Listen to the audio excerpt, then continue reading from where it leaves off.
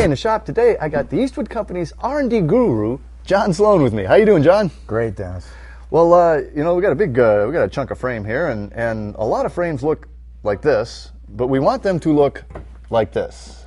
And you guys can help me get from here to here, can't you?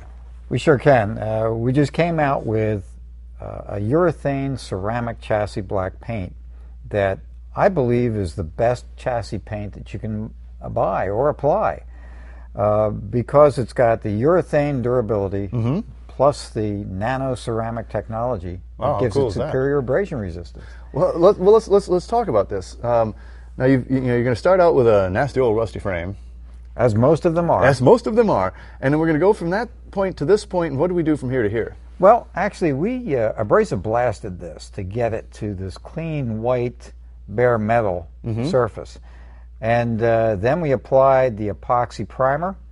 Now, did you? Now, this is much smoother than this. Did you also do a little fill in between? I know these primers will do some build, but did you give a little body fill there too? Yes, we did, Dennis. You do get some build with the epoxy primer, but to further enhance it, we put a skim coat of polyester body filler under that first, sanded it, and then applied the epoxy over it. And then we applied the satin ceramic chassis black here and the gloss version here. And so this is actually an either or. I mean, if you want to, it's an either or. Yep. So we got basically the primer, the satin, the gloss. That's right. Now, is there from a durability standpoint, how does this urethane hold up over time? It's far superior than other epoxy or lacquer enamel technologies.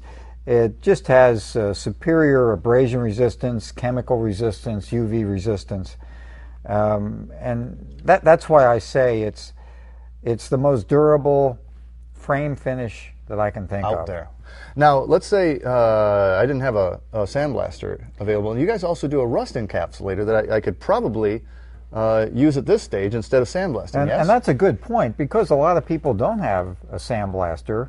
They may not even have an air compressor, though we hope they do, so they can spray these wonderful coatings. But if they don't have an abrasive blaster, then yes, the rust encapsulator is a great way to go. And all they need to do to prep for that is just get rid of the loose rust, make sure the surface is grease and oil free, and spray or brush that on. Now, you got a bigger chunk of frame over there that you guys have painted up, kind of the same stages. I see at the end it's been blasted, then you did the gray epoxy primer, and then you've got it mostly in the gloss there. You can see all the contours and stuff, and that back piece is done in the satin finish. And is that personal preference, or you want the finishes to be OEM, or is it really both? It really is both, Dennis, and the reason for that is that a lot of OEMs would use one sheen on the frame and perhaps another sheen on the suspension components. So we want to cater to that, as well as the different sheens that they used on the frame itself. So really, this is a reasonably straightforward system to use, and any home hobbyist with the right safety gear can do this themselves, right? That's right. And it will hold up? Better than any other paint that I can think of. And that's really what we're looking for, isn't it? Absolutely. All right. Well, hey, if you want to learn anything more about this great chassis urethane nanotechnology system from the Eastwood Company, log on to myclassiccar.com.